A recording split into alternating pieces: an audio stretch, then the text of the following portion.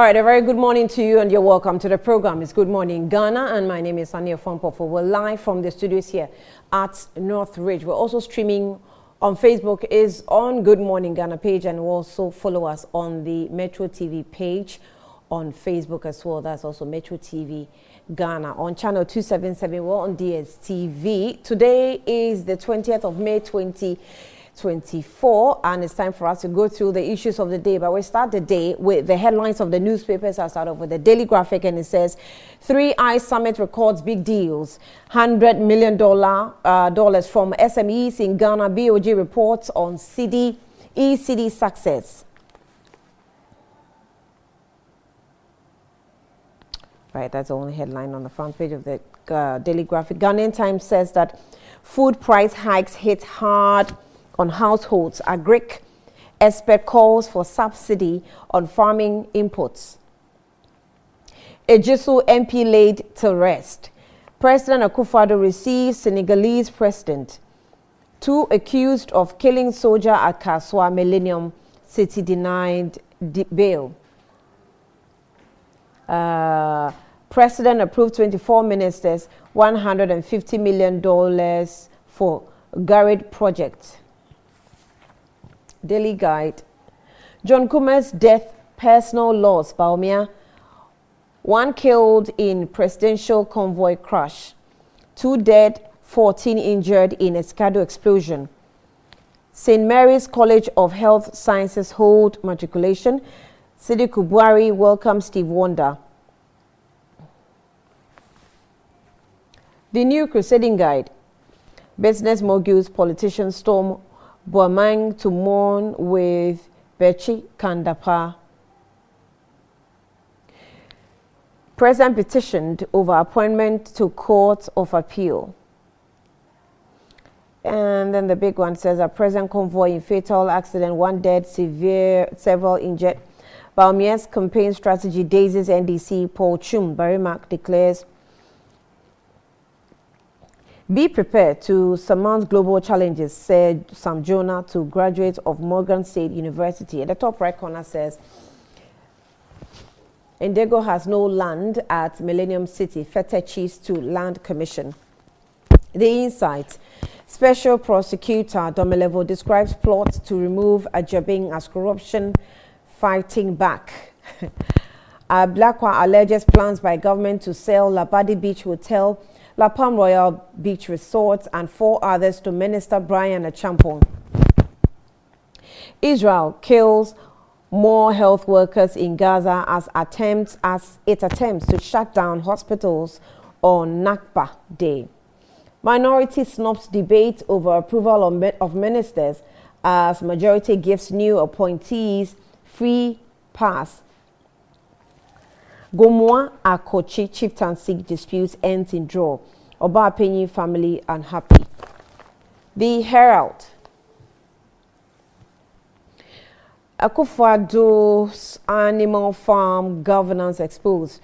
Threw out 3 petitions from Labadi, Sal and Asepa. Tough war over Cecilia Dapa saga unfortunate. Apia Kubi. Ex-Attorney General's boss job sparks controversy. Lawyer TS Chief Justice Tokono apart says her attitude in Opuni's appeal is beyond impunity. Shocked at GBA and Kolendi. The Informer. Were fair, transparent. EC replies NDC. Hope for Gold Coast customers at last, as Baumia assures of bailouts. Beta Amidu lambasted over petition to remove special prosecutor.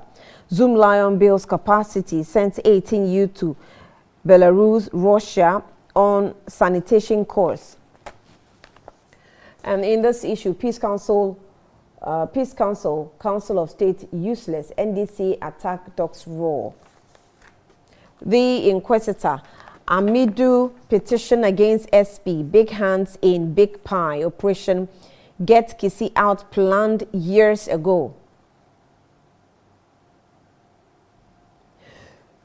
Appreciation The Otibu and Boateng family and the entire Adriana Brade family of ABBEY and beyond are grateful for your diverse support during the burial and funeral of the late Irene Asabia Boateng Otibu. God bless your faithful hearts. And then this one says that it's Ghana becoming a dual currency state.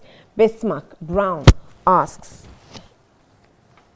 Publishers fights NACA over weird deal to appointed time printers. The Daily Statesman. AC, we can't rig elections for any party. National roaming policy underway. Court nails cocoa bean smugglers. Uphold high ethical standards. Akufo-Addo urges media. The Ghanaian publisher Akufo-Addo calls for ethical journalism. Baumia running mate NPP Blue Queens clergy back women. Parliament approves new ministers. Business moguls, politicians storm Buamang to mourn with Berchi Achamfo. Achamfo Kandapa. The new finder, 459,291 voters registered as EC rejects NDC's rigging claims. One dead in fatal presidential convoy crash. 65 professional bodies, including GBA, GJA, to be removed from companies' register. Late Ejisu MP Dr. John Kuma laid to rest. Daily Post. Speaker Bobbing donates public address system to Ghana Law School. EC messes up again. And the graph is on the front page of Daily Post. Focus on fixing city depreciation, not new loans at forcing to governments. Right, that's all we have for you for the headlines. Let's go for a break. We'll be back with the discussion.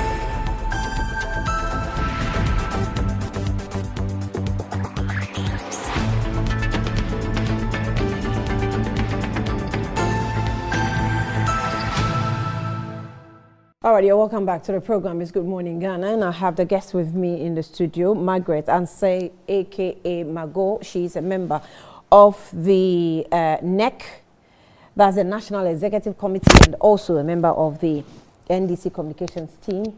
Mago, you're welcome. Good morning. It's been a while. How's school? How's lectures? How is the registration monitoring exercise? Good morning, Annie. I say, Abo. You look wretched. Is everything okay with you? Yeah, it has to. I mean, you have to put yourself together and then looking at the state of the economy coupled with a whole lot. It's difficult, but as children of God, the Bible says, let the weak say, I'm strong. So I don't need to say anything negative this morning. I'm okay. School is fine. Lectures, I mean, the students, they've written their exams. We are about market. Everything is fine. Yeah. Your locks is doing well. Oh, yeah. Even I've trained them. Oh, you have? Yeah. I'm doing bigism. If I trim and they don't come again. But you know, when you trim, it comes the most. Faster, actually. And good morning to Lara too. I've missed her. She's missed you too. I can see that. I can confidently see that. This morning with her red lips. I hope it's going to go well. Lara Temusa Saka, the Deputy Executive Secretary for the Postal Courier Services Regulatory Commission. You're a big woman. I greet you. This early morning mischief. This is mischief overloaded, the two of you. Good morning to our viewers. Good morning to Mago. I hear these days you've pitched camp in Ashanti region. How? Oh, that's where she is based now. She's based in the Ashanti region now. Okay, well, a couple of times she told me she was in school. Even though her school is at in Accra. It's in Accra, but she's pitched camp in Ashanti region, where she's looking for dinner. So probably that's why she's tired. But how my hair? How my hair? Oh, but you know, 2-4 had his celebration and not. Well, there are lots of people have been to. And you haven't way been to before you were even there this anniversary. Saturday. Yeah. I mean, I'm surprised. It's unfortunate that any time Laratu calls, I'm in Kumasi. So it's such a coincidence. I don't know why she's trying to make. But what is happening in Kumasi? I don't know. You tell me. Kumasi is since the beginning of the year. She's been in Kumasi. Pardon? It's a strong of the NDC. Ashanti region. Lord. Wow. Oh yeah. So we're going to make it happen. We're going to make it happen. Yeah, we're going to make it happen. We are going to cut all the oh my. You know, this is the same. And make sure that the votes that were put in the box are counted. This is the same hope as now gave its supporters, and we are where we are. So Kumasi is NDC stronghold. Ashanti region to be precise. I can only wish you well, Margot. Yeah. I think they can equally say the same thing. Volta region is the MPP stronghold. Yes, that's oh, that one they can't be too sure. If Margot is saying Ashanti is their stronghold, then Volta and T. Oh, going to take it on a silver platter. MPP cannot get this is how we are going to 600,000 from Volta region. Yeah. They can't. No matter what they do, they can't. Well, so with the smiles that you're seeing on the set this morning, well, I can tell you that it's supported by Kel 360 toothpaste. And if you're desperate for getting a 360 toothpaste for your family, where everybody can actually make use of it, then use the Kel 360 toothpaste. It's recommended for the whole family. It provides you and your family the round dental protection throughout the day with freshness. Kel 360 toothpaste is good for kids, children, and adults, and let your family be proud of the family that you actually step out and constantly using the Kel 360 toothpaste. It brightens the teeth, prevents cavity with the cool mint, and it gives you freshness throughout the day. It protects the gum from decaying as well. Kel 360 toothpaste, another product for Samara Company Limited, and is available in all supermarkets and provision shops across the country. Call them on 0246864796. And Kel 360 toothpaste says happy smile. And also Lift and Elevator says that enjoy the fruits of your labor as important as enjoying the mansions of your labor. So the pains of climbing the stairs when you're not using not exercising can be challenging or could be challenging. So you worry no more, because Lift and Elevators are available to help you install a special lift in your homes. It has portable American pneumatic vacuum elevators on the market, and as and when you call on them, they will be available to come into your homes and your companies as well to install a private one for you. Guess what? It can also lift your goods as well.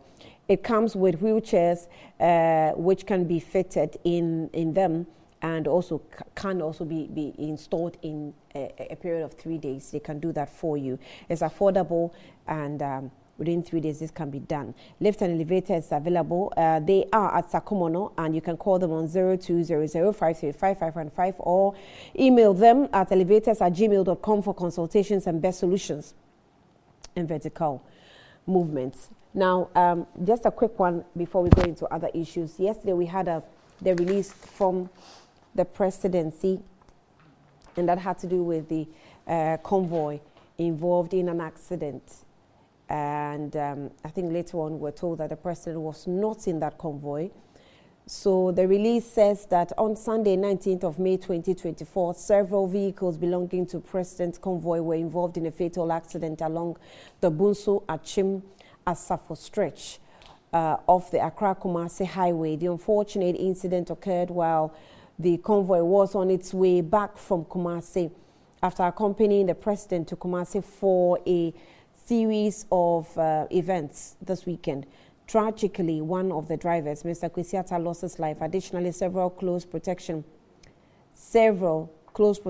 and police officers from the president's security detail have sustained very varying degrees of injuries. So, and received initial treatment at the Suhum Government Hospital. The injured persons are currently being evacuated to the University of Ghana Medical Center. All right, so you can have it on your screen, and then you can follow. The Suhum Government Hospital. Center for further treatment and observation. Several vehicles in the convoy have also been completely wrecked as a result of the accident. Fortunately, the president is safe and unharmed as he traveled to Accra via the military aircrafts. Our thoughts and prayers are with the family of the deceased, and we wish a speedy recovery to the injured officers. Further details will be communicated as we continue to assess the situation. We appreciate your understanding and support during this difficult time. And it's signed by Eugene Ahi, the Director of Communications Office of the President. All right, so that's the release that we got from the President. It actually sent some alarming news across when we heard that the President convoy was involved in an accident. And immediately I started reflecting on Kufuor's convoy being involved in an accident during his tenure. So this is the clarity that we have from the presidency. Margot, let me start off with you. I think, well, unfortunately, we have one person dead. I'm not sure how it just happened that way. We have a video of it. I think we'll also put it up as and when the producers are ready to show it to us, right? Of the condition in which the car, the mangled vehicle, got itself involved in after the accident. I'm actually wondering what really could have happened for it to be this futile and to even lose one of the drivers, because presidential convoys, I think it has motorcades that even goes ahead, whatever. But as we said, it's an accident, and as for accidents, nobody plans it. Our condolences goes to the family of the deceased and those that are also in critical conditions. We are wishing them speedy recovery. I think we need to be more careful. The roads are very narrow and there are lots of potholes on them. So if you are driving, I think you don't have to trust the vehicle so much because it's also a machine. Anything can happen. It's sad.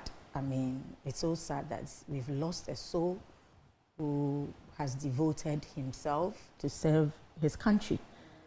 And his family, his friends, his children, loved ones. We pray that God will... There can be a replacement, but God himself should console them. It's sad. And we thank God that our president was not in the convoy and he was coming by air. But we were advised that no matter what it is, we should take our time on the roads. I don't know whether another vehicle collided or... Yeah, that's what happened. Oh. So the truck, so the truck that you see, yeah. So the truck was parked or it was also... No, it was crossing. But where were the motorcades? I mean, when we have such high-level convoy involved in accidents, I don't know what to think. Yeah, because they're led with motorcades that give signals ahead of the whole convoy. And they won't even allow... So at what point do you just miss the motorcade? And because it comes with also a lot of noise to create the awareness to even the oncoming vehicles that are from far. So, and in our part of the country, we do not have VVIP special roads for VIP movements. So we are all using the same small road. So therefore, the convoy, the what's it called? The motorcade is very important in giving the signal. Sometimes the motorcade, the way they do signals, it's like war. Because sometimes you feel like take your time. That is the commander-in-chief of the Ghana Armed Forces coming. Yes. So they have to fight us. So it's unfortunate, especially losing a life. It's unfortunate. And I mean, the Suwon government hospital needs to be looked at again because it looks like turning into a trauma center. Serious cases are so taken. They that's need your to, area, right? Yeah, that's my constituency. They need to look at the hospital, whether an upgrade or... Because, John Kuma died there. A lot of people on that stretch, mostly they take them to Suhum Government Hospital. So they have to look at the facilities and, you know, how that you can treat such emergency. I don't know whether they have an emergency center or something, but we have to look at, yes, there is an emergency, yeah. So we have to look at it, whether equipment or something, because it looks like most of the accidents on that highway, that is the, I mean, a better hospital on that stretch. It's like the Kolebu of the Eastern, yes. So we really, really need to look at it. And we politicians, and we travel a lot. We go to the villages to campaign and all those things. So if we don't take our health system seriously, and we only look at Kolebu 37, we get you know, problems in the villages. So if there are no proper facilities in the regions, at least we have to make sure to build our health system very well. We shouldn't just look at the cities or the capitals, but especially for politicians. You might be on your way to Bunsu, Enyinem, Fanchiriko, Chiripone. You have all those things in mind. So wherever there are health facilities, we must upgrade it for ourselves and for the citizens as well. You understand? So that not that most of the time people have to travel to Kolebu, people have to, all those things that are in Kolebu. It's about human health. And the diseases or the ailments, it doesn't come with description, whether you live in Accra or in Kumasi. So we must build our health sectors. It's very, very important. Suhum has been a safe haven for that stretch. And I think we need to. It was Dr. Kwame Nkrumah who built that hospital. Oh, wow. Yes. 1958. Yes, so started as a clinic in 1958. We have to look at it. But I think it also throws, or it puts pressure on the media to probably go and look at the condition of the Suhum Government Hospital, as you say. Yeah. Because if they had good facilities or whatever, maybe John Kuma would have been saved. I don't know.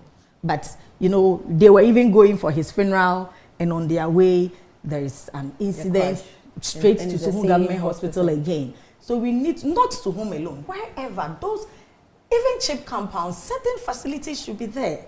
Especially politicians. I mean, we go to the hinterlands, we travel to the village. There are certain places your car can't move. You know, you have to walk, and that's where we wear Wellington boots and all that.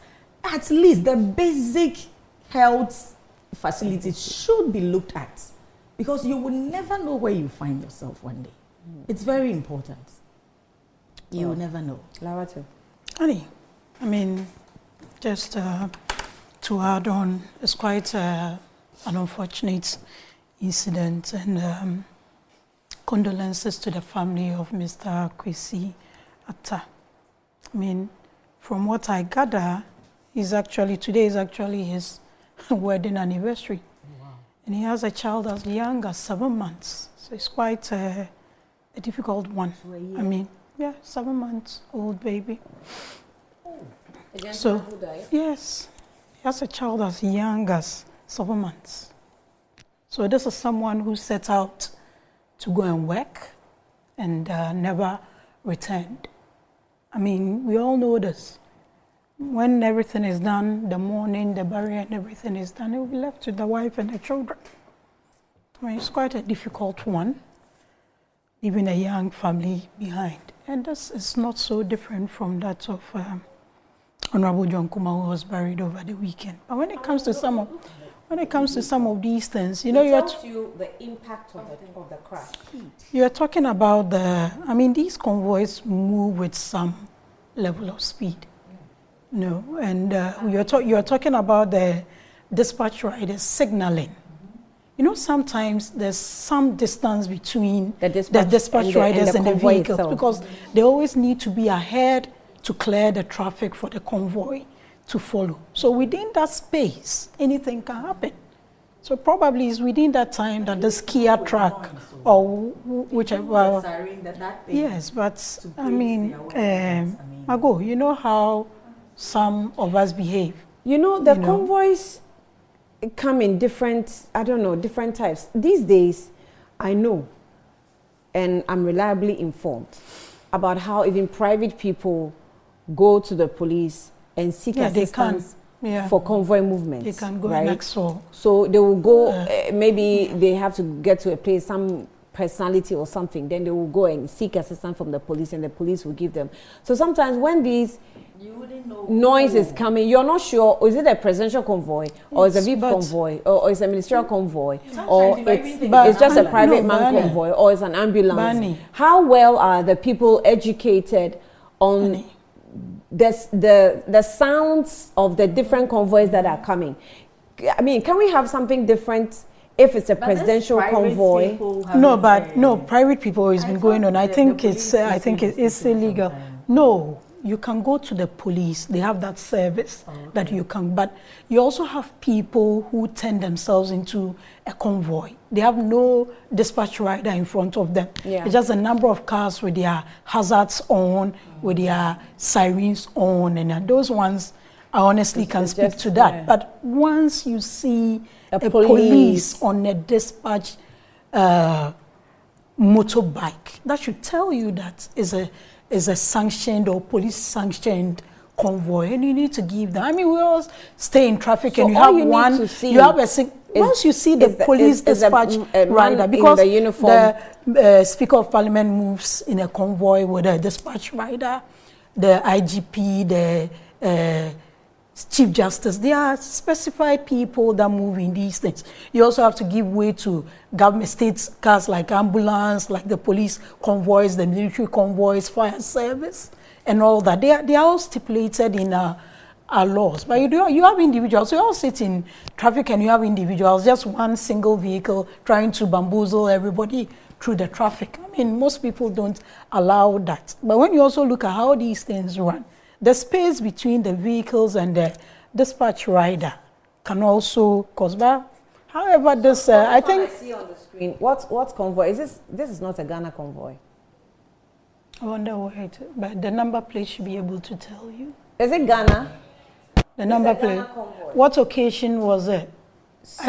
I think I see a hearse behind it. Or, because so when you're having when the former president was being buried, it was quite a slow one. So depending on the occasion will also determine the type of convoy that's moving. So when you're on a road like the Suhum road, it will help it's to get certainly not like this. They will move in one lane. And so it will be one. Sometimes if it's the present convoy, you see about 3 motor. And sometimes you have some of the riders on the side and all that. But it will also help if we get the police to also educate us on some of. I think we really need a lot more. Because to be honest, even sometimes when I'm driving and I hear convoy coming from behind, I feel very offended. The road itself is not, big enough. It's not spacious enough. You don't know where yes. Sometimes you are in traffic and you're asking, so what do you want me to pass?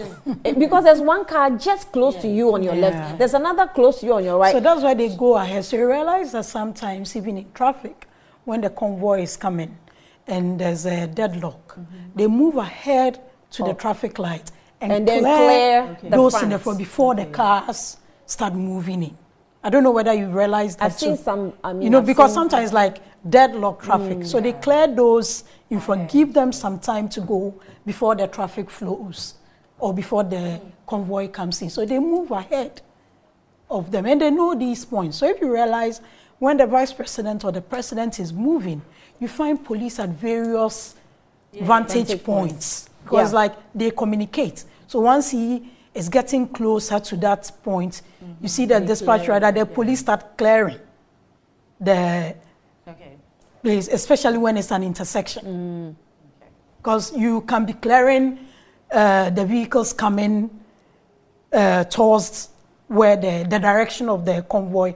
But if it's an intersection, the other cars coming. So you realize that they stop everybody and we all move after the convoy. So some of these things, they are specialized areas, and I think if the police where I think people also don't take it seriously is maybe on the road where there is no traffic. Sometimes there's really no traffic, and it's just vehicles moving freely. And in this case, I'm sure it was just vehicles moving freely. The convoy motorcade actually gave a signal that cars are coming or convoy is following. Someone thinks they can do a quick turn. You can do a quick one. And that's where you have to be very, very careful. And for the convoy, it's either you don't move or you move slowly on the side. But to cross... That was very dangerous. So where was the vehicle crossing from? Like, I think this is something that the police needs to look into. I mean... Is it not an offense to cross a convoy? It is. I think so. A high-level convoy like this. Isn't it an offense? Okay, maybe at some time No, but definitely the police will look into this. Yes. I mean, obviously, because they need to look into it. You build on these things. You learn from the lessons. It's unfortunate a life has been lost. A breadwinner has been lost. I mean, serving your nation, and this is what happens to you. It's unfortunate. But I believe the police will look into it because these are lessons they need to learn from. Probably that particular place that this happened, maybe it's notorious for some of those things. Definitely they will. So, actually wondering where the crossing will be coming from. Because from Linda Door, you go a little bit, then the bypass to Chebi. So I don't know whether the car was coming from the Chebi junction. Yeah, the Apega junction. Yeah. So that's the thing. But that's the thing with junctions. That junction usually will cause accidents. A lot. The Apega junction. Yeah. A lot. So that's something that the police needs to look at. But our hearts go out to the very family. disturbing. Really I mean, it's very disturbing. And those who are hurt, we wish them a speedy recovery. I mean, it's very disturbing. Set out to go and serve I mean, what makes it worse is the fact that we've lost a life. Yeah. I mean, where there's life, there's hope. But when you lose a life, then it becomes... Because for the driver losing, meaning that at that point he couldn't do anything to save himself. And you know, because the convoy moves at certain speed, it will even be more more dangerous to even to because try you can't to brake, pull the brakes. like, no, all of a sudden. So anything in your way is like you clear it. Yeah. But this one, it rather cleared him. So sad. Yeah, unfortunately, it's not with the idea to clear a human being. So but anything in your way, you clear it, which is why the motorcade... this was bigger than the drivers. Yeah. It's so sad. So sad. Rather unfortunate. We're trying so hard to imagine how the whole thing. That's the thing with accidents. Yeah. If you haven't been involved in one before, it just happens. It just happens. You can never understand how. Even this our normal driving through the city. Sometimes you come across something, and at that moment you feel like you are gone. Somebody just, a lot of drivers. I don't know most of the accidents, we know that it's avoidable. You could have avoided it. Just a minute, a second reflection, you could have just avoided, the disaster ahead. I was wondering, how many hours does it take for us to travel to Kumasi now? Is it still 4 hours? With a V8, it should be 4 hours. But the average Ghanaian doesn't travel with a V8. So I thought you were referring to the convoy. No, convoy with a VIP should convoy will do less than that. VIP should use about 5 hours. 6 hours. Between 4 and 5 hours. Yeah, 5 hours. That's minus the stops. It can't be 5 hours. No, that's now minus it's almost 6 hours. That's minus the stops. Yes. Most of these vehicles stop at aside the stops, the roads are that bad that it's the conditions of the road that's making me ask the question. You need to take your time. You need to. During this, 2-4 celebration, the flights were all booked, and so one time I had to. The traffic also I had to use a bus. Determined from like 12 a.m. I couldn't sleep. The roads. People were sleeping in the bus. I just couldn't. You see that there's something happening, and it's so scary. To be very honest, the whole trip from Accra to Kumasi. Traveling, your heart will be. But traveling at night generally, you'll be sitting back and you are braking as if you are the one driving. You want at a point you want to apply brakes for the driver. Even on the best of roads, generally. Traveling at night is not. No, but the risk is not. It's a risky. But the risk is venture. Reduced. Yes. It's not just at night traveling at night generally. No, I'm saying that. It's a risky thing. I'm saying that first of all in Ghana, that one should have especially when you are not. Especially when you are not too sure how the day of the driver has been. You are moving at midnight. He probably hasn't even slept. Traveling at night in Ghana. Yes. the part that makes it highly risky is that there are no lights on the streets. Apart from that, and your cars, you don't even know who is driving you. No. If you are driving yourself, it could happen you that know. one day Every taking public transport, every driver who moves you from one point to the other, you don't know what has happened to the driver. So he doesn't. It's But not really depending on there where you're are moving, people that but will- at night, But don't you know there are daytimes where drivers drive and there will be those, I mean, so Mago, we if have a to look commercial at the driver rules. does multiple trips during the day, it has an effect. Oh, but I think on they are being regulated. I mean, let's be realistic. Apart from going to take a commercial car, if you're used to traveling with a particular driver, you are sure of how that driver drives during the day and at night. Commercial so cars. when it But comes to with the VIP commercial and car, STC and co, they regulate them. Traveling, Exactly. No, they is regulate them. They don't just It's a allow- whole risk. Moving from one point to the other, even moving from our homes to this place, is So a whole irrespective risk. of the You time. get it. You just pick you are just cautious. The You know, fact is I have that this thing the about me. When I roads see are someone bad. driving, when I see someone driving point- carelessly and crossing, I just look at the state of the person's car. No, the point I'm making. Because when you start seeing the scratches but and not all to the that, you know point that that the roads the are point bad. I'm making is The roads it's are not bad. the normal risks we face on the daily basis where I move from my house to work and it's risky. Yeah. I What's go the back and it's risky. That's not What's the risk? the kind of risks I'm actually trying to refer What to. risk are you I'm trying to- referring to the irregular travels that we make. It's not the regular ones, but the unusual trips we make, long trips we make from here to Kumasi, from here to Tamale. Sunyani, from here to Tamale, and on the road, either you're traveling at night or you're traveling at day. Even at day, sometimes it's even more risky. Because you see the road is bad already. Traffic. And then you see how drivers are driving, those who know the road. It's clear. It's like a movie. That's true. The whole trip, you are scared from beginning But, to end. Honey, even In though the evening, it's worse. I have said a million times that every time you travel in Ghana at night, it's like you are on the suicide mission. we're saying the same thing I said. True. That traveling That's at because- night that's is because a risk. on that our- we I was take. just watching those who have gathered the courage to sleep. And I was just, I was when I tell her, I'm like, hey, It's water. No, but what can you do? It's a risk you've taken. Hey. Probably the person is traveling at night because they've been working throughout the day and they are not trying to easy. save time. Most people on these roads travel either for work, for business, and other things. Work throughout the day, wants to save time, is traveling at night so they can get to whatever business they are doing want, yeah. early in the morning. Myself, I So had- if they I had don't to go sleep, to class at they don't 7:30. sleep at that time. They don't sleep at that time. When are they going to sleep? Because they are getting there. The whole Yeah, thing but it is takes a lot it's of a courage. risk we take. Even drinking water is a risk. But when it also comes to our roads and road safety, we are not yet at the best situation, at the ultimum. But I think road safety has also come a long way in terms of education and all these things. I think the DBLA and all those institutions But under mostly, the we Ministry of politicians, Transport. when it comes to issues like this, we act on impulse. Now that the president's convoy has been involved, and I say you see that now they will be all over checking, but it should be a But, routine. Mago, You know, it doesn't have it to should be. be. It should be a routine. It doesn't have to be that way. State institutions are paid with their mandates to do their daily duties. So the education You should be get it. done by.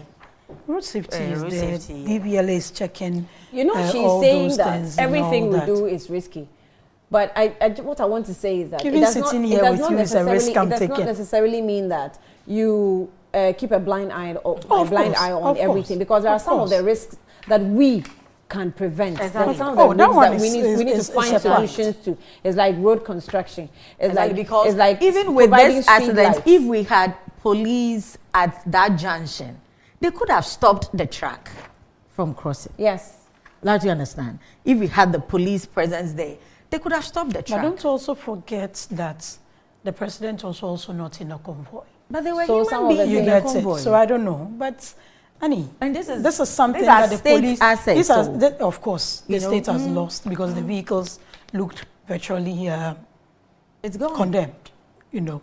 So these are things that state institutions need to look in, make it better for us. I don't think some of these things are things we should be hearing and discussing And on a Monday. John Kuma too morning. has been laid to rest To on rest, Saturday. yes. Over the weekend. I didn't even, I think I heard one of the news portals, and the daughter was, I don't know, a child. I don't know whether it's, because it was a radio, so I didn't see the person. But from the voice, I think it was a female. Then I was like, it's the funeral today. I didn't hear much. Saturday. I mean, when I heard it on radio, okay. I was like, oh. Mm. But then you went. Young How did it children. go? Oh, you had a funeral? Oh, okay. How did it So go? sad, yeah. That's another It was difficult sad. one. It's a difficult one, sad. especially when you see the young children he's left It was sad. behind, I think and that's the the best I wife. can say. So, It was sad. His children are really young. I mean, terrible. I'm not sure. You remember when he died, the whole controversy about he was poisoned and then the wife came out defending. I'm not sure how far as a country, as usual, it will be They've rubbish. looked into it. Yeah. But once the wife has come out and said, there's nothing like that, you can't do anything about it but to leave it. So may he so rest in peace. I think that's the best we can do as a country. Okay, he has a family, but he was for the state. So if the state want to investigate, they can still do something about it. That's true. Yeah. Well, in but terms of what? If they really want to know what this saga, poison saga, if the Well, wife it said came so, out. it doesn't but since mean- you said he He died at the wasn't well. Sumu He hospital, by wasn't now well. There they should must be have an received. autopsy. Yeah, they must have received the He autopsy wasn't well. report He had- already. He had health issues. That's what I know. That's And what the then wife said. That's what. But who else can give you the And real when- account of when- it if when it's not the wife? people- Who when else? people And, are departing this way, yeah. I think the living must learn from it. Of course. When people are departing, we saw John Kuma. I remember very well when he said we're not going to IMF. That sounds like I hear it most of the time because it was well played, very victorious everywhere. It was everywhere. Nobody knew he was going to go. So when people are departing, I think the living must take more than a minute to think about our existence and what we are doing for humanity. Because you can go at any time. And when you go, what have you left behind? Especially people that we've been called to serve. What did you do for humanity, or you did it for yourself? I think these are things that we need to think about as leaders, or future leaders, or potential leaders. We are called to serve. Did you serve your people? Whose interest did you work? Is it the country? Is it your appointor? Is it your family? The living must be thinking about all these things. We shouldn't just, the funeral, John Kuma is gone. We that are left behind, I think we can be called upon at any time. A driver just died. Probably he told the wife, I'll be back. There are some programs that they even need to go attend and all of that. But he went and he didn't come back. So when we get the opportunity to serve humanity, and I think we should do it with all our might, with very clear conscience, and live as if there is no tomorrow. Yeah. So Alan Beso sent this one. He says that, good morning, Annie. Condolences to Ghana and the family of the driver. I agree with Margot. We must set up some hospitals along some major highways as trauma and accident centers with ambulance professionals trained in what to do as well. Yeah. Handling trauma and accidents is a specialized unit, and we lose lives unnecessarily because people don't know what to do. Have you seen Ghanaians trying to save someone who's been involved in a very serious accident before? There's Nigerian actor, Junior Pope something. When he was drowned and he was brought out. Yes. I hear the people around didn't know what to do. Yes, that's why the guy died. Yes. So these things, I think Africans, we have to take I it have serious. seen people carrying injured bodies or injured people. They are not dead though, just injured. And the way they've carried them. I just know that you are killing this person. Yeah, that's how serious it is. So he says that Rawlings convoy was crossed on the motorway. Kufuor's convoy crossed in airport or at airport, and now this, a criminal offense to cross such convoy. Oh, okay. Yeah. Okay. And I think, I was thinking along the lines when you said we should, check the hospitals and all that. Remember? That the first thing we even have to do, which I know basically we have lost it, is first aid. We are not well educated on I first think aid. before, first aid was, I don't know whether it was the secondary school days because of the games part of in the school. curriculum activities. But now, I don't know. We don't know how to handle accident people or accident patients at accident scenes, how to carry them even into an ambulance, unless there are experts around. We just do it anyhow. You see us carrying the people and running. I mean, you see, it's all People comes do down these to our things on culture of on how impulse. we value human All they souls. think about is let's rescue them. that's so because, without the expertise, that's because and they don't have a everything. basic expertise of putting in a first aid measure. If you really want to save a life, and you know how to do it at the first instance, you know how to carry the person. Can you do CPR? Yes. Exactly. I mean, I interviewed persons who educated people on CPR. You can do CPR. So I was learning along You understand the line. these things. Okay. But what is the possibility of you being at an accident scene? So these are things, I mean, talking about we being educated, these are basic things probably we need to look at in terms of what we also learn at the basic level and in our various institutions. It's something that we need to think about, because the possibility of the person who's been trained on some of these basic first aid protocols, the possibility of the person being at the accident scene is like 0 point something %. So the education is what we need to insist on. Basic first aid basic education, like because by the time, at least by the time, exactly, all those things, by the time the ambulance team or fire service team, if there's by the time police are supposed to, because even the police need to have those basic things. I believe they are trained in them. But by the time they have.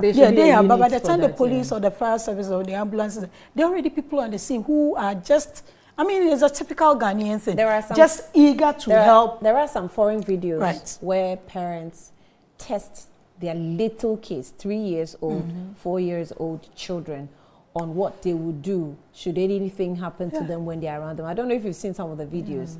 I've seen videos where a mother who has what this disease that they suffer to breathe, what do you call it?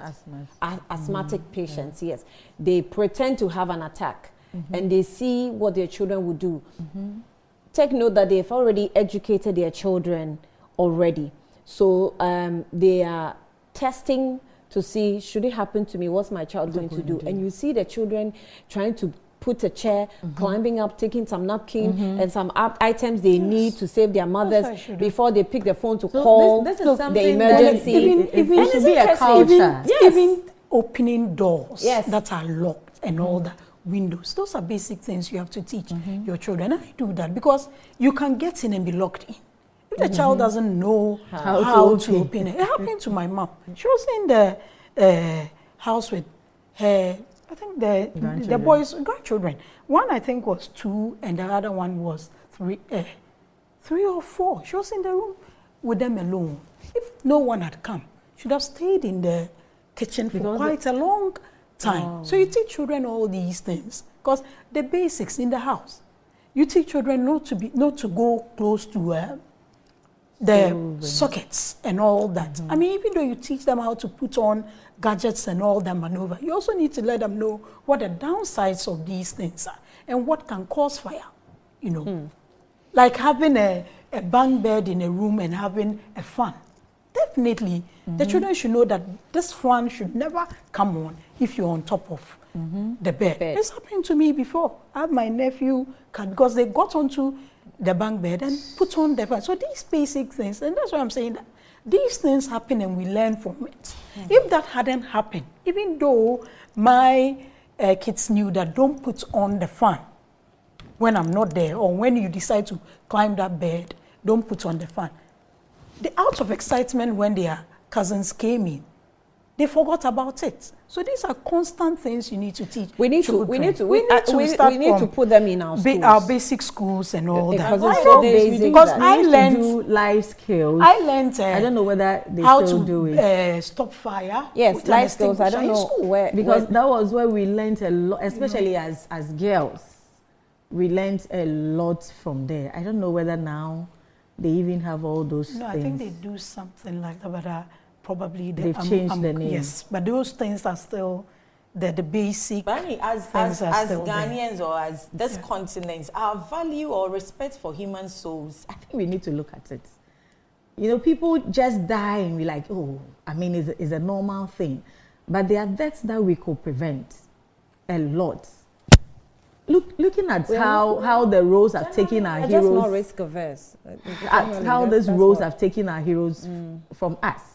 Susie Williams, Uswansa, Ebony, and all those things. You see, Terrible Nchaka. Then we only make songs for them, and that's all. Anyway, well, something that we just all need to be aware of. Keep training. I mean, it doesn't also end at just institution and all that. Even us as individuals, we need to take some of these, because someone can put an extinguisher in their house and it's like 2 years, 3 years expired. But even now, we don't even parents know. In the home that we're expecting that they will impart the knowledge on the children. What knowledge do they have? Well, that's the point. That's another point. We have a lot of parents who also don't have. Because you can't give what you don't have. Yeah. So maybe from these now things, we'll have to. You know, we used to do a lot of safety education on TV. You know, and things like that. But these days we don't. Maybe it's the TV you are watching.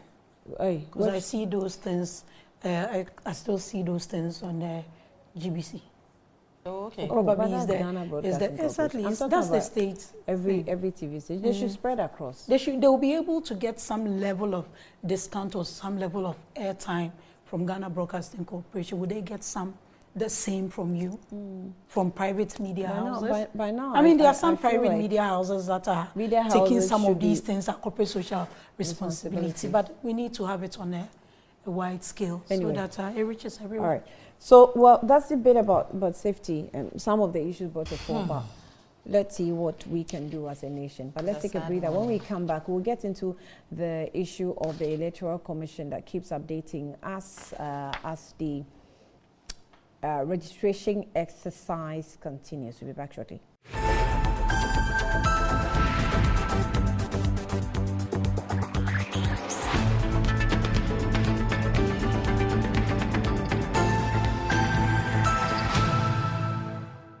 Welcome back. Right, welcome back to the program. I'm still in the studio with Laura Musa Saka of the NPP and also Margot of the NDC. We're still on the registration exercise. Last week, the Electoral Commission met the press and explained a few things to the media. You know, the NDC in particular has been raising issues of errors.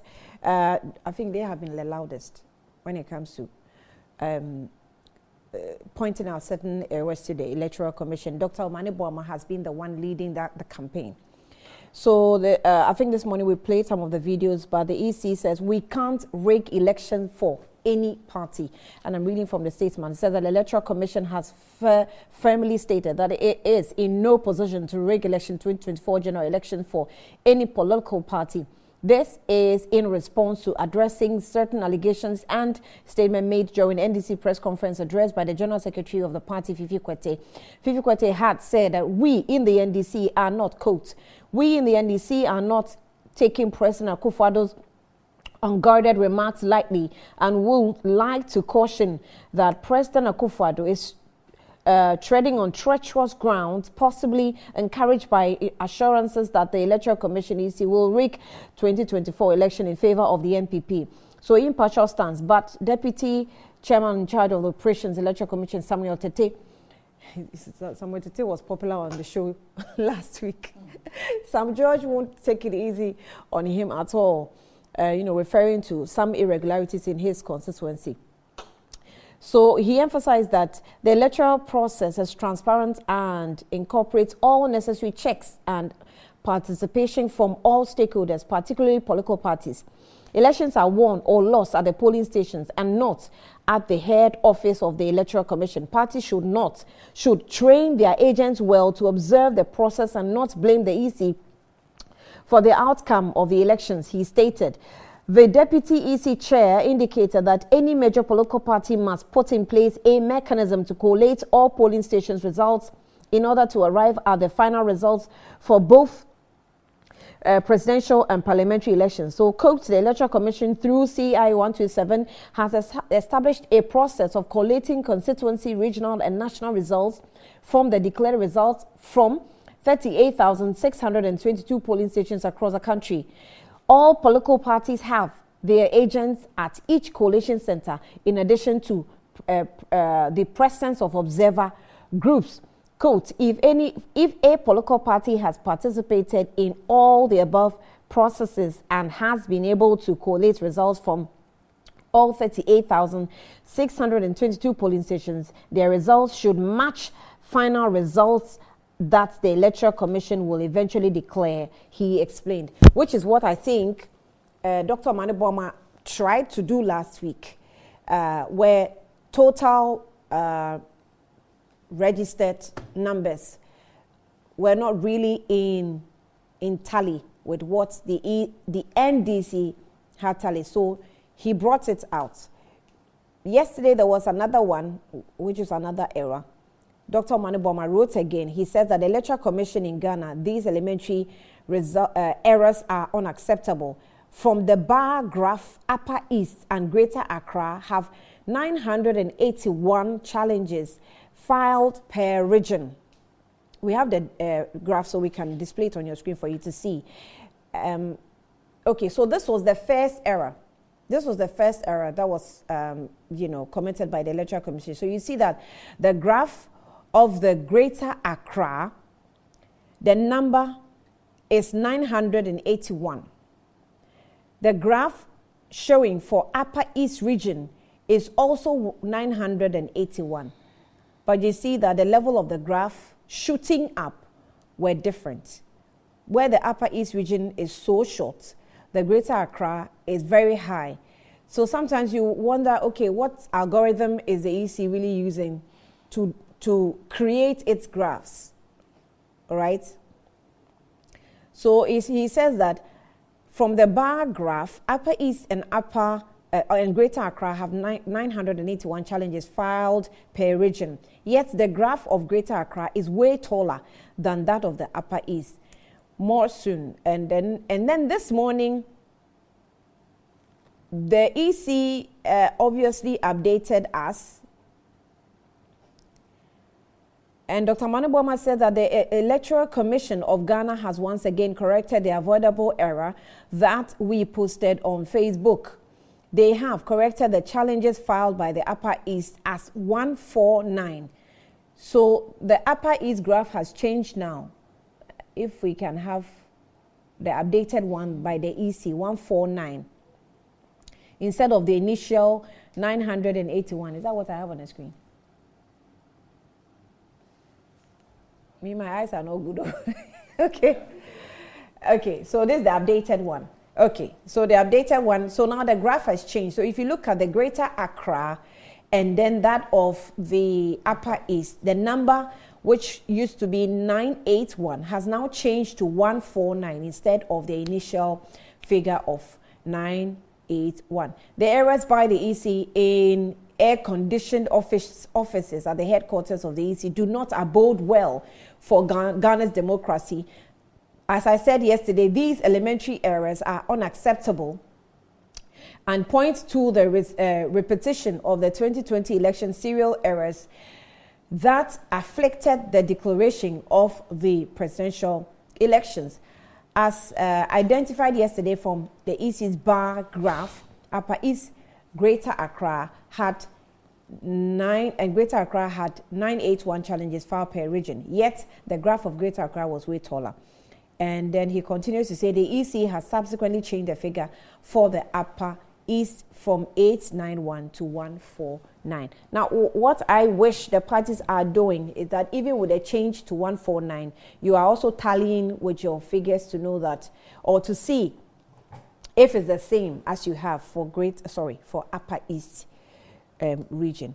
It says that we cannot accept these errors during the December 7, 2024 presidential elections, and we are certainly scaling up restless quest for free, fair, and transparent election. Margot, is this making your party worked up? As a member of NEC, has it come up? And is it getting you worried? Annie, every Ghanaian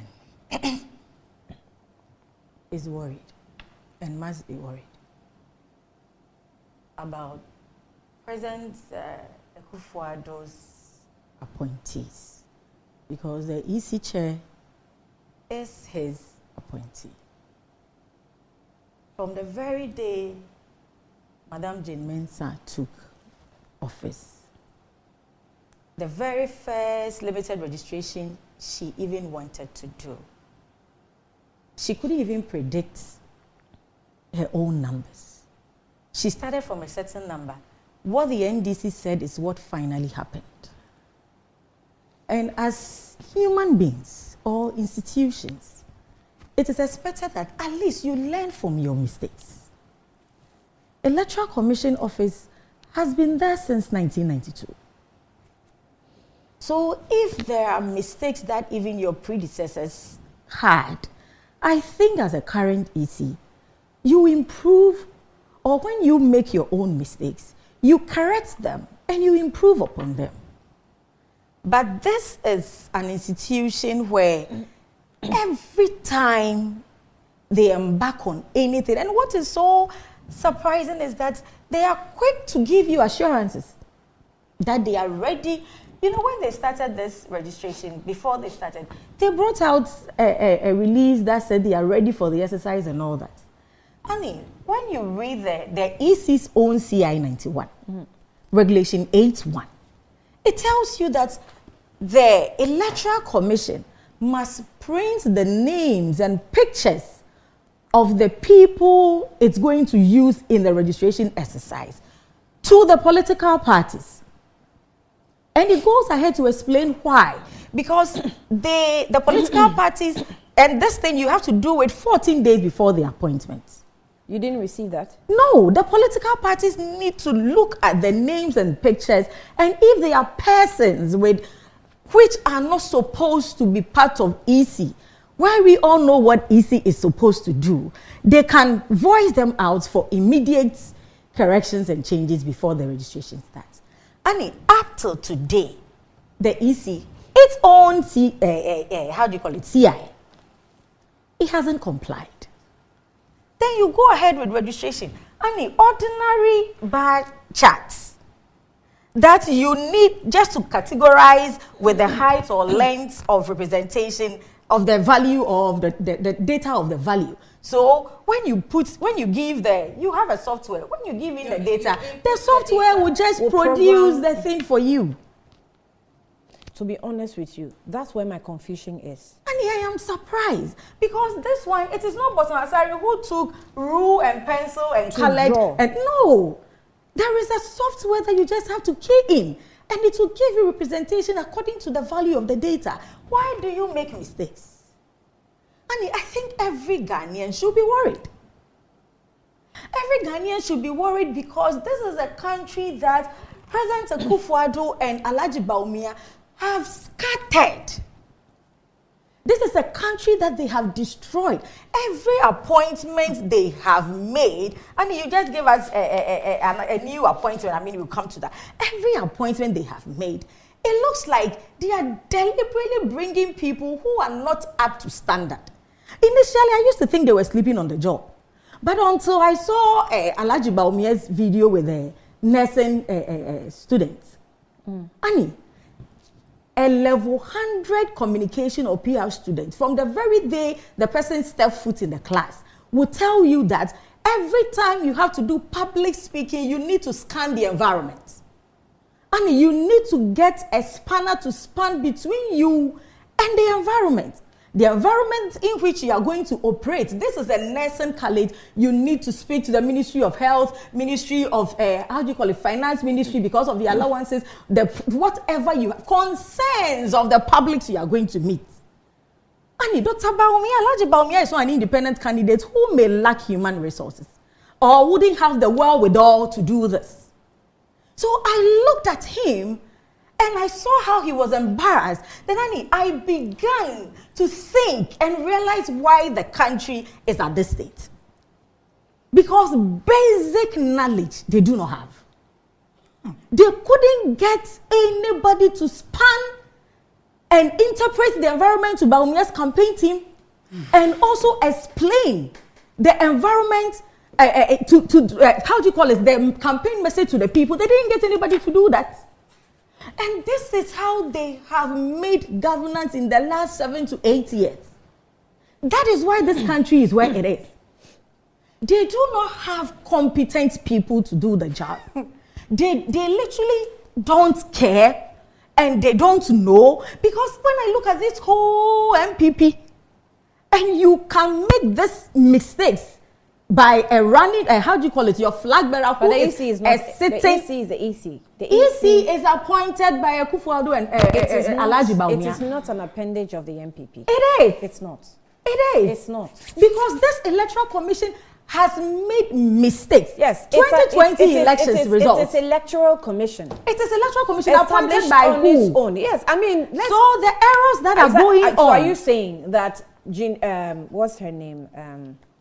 The former EC, Charlotte Osei, was she an appendage of the NDC when she was appended? But did Charlotte Osei do what Jane Mensah is doing and she's still at post? So must you commit mistakes to be, notified how or to many be identified as an appendage of the NDC? If these people have this country at heart, how do you call her? Jane Mensah shouldn't be at post. If this government, these MPP governments, if they know what is right or if they know what they are about, Madam Jane Mensah shouldn't be at post. I mean, how? And between you and I, the little whatever we did with graphs, just put in data, let the software produce results for you. And you are making mistakes there. Your own CI that you took to Parliament, you must print the names and pictures of the people you are going to use. You are not respecting them, and she's still at post, and you think she's not an nurse of the MPP party. She is. Why will President Akufo-Addo make such utterances? Why will he have that kind of impudence to tell Ghanaians that he will not hand over to, all those comments? That is what our General Secretary was alluding to. But you see, that he doesn't want to hand over to. It is not his choice. President Akufo-Addo must know that it is not his choice to hand over. It is the decision of the Ghanaian who has turned 18 and above that needs to go and vote and choose their own leaders. Annie, the situation of the Ghanaian now, most of the times when you are driving around cantonments coming towards Osu, you see a lot of this prison people with their uniforms, and then the people that look after them, is it their ward or their guard, whatever. They are with them most of the time. They are cleaning around and stuff. So one day I asked that, these are prisoners. Why do you just leave them? Then I was informed that these are people who are just close to their release, like maybe a 2 or 3 months time to go. So literally when you leave them, they won't go anywhere because they don't want any trouble. To waste their records. Annie, the situation of every Ghanaian today is like the prisoner whose time is about like 6 months to go. Ghanaians are quiet, enduring the excruciating hardship, enduring the arrogance, enduring the impunity, enduring the pain President Akufo-Addo and Bawumia is putting them through. They are just waiting for December 7th.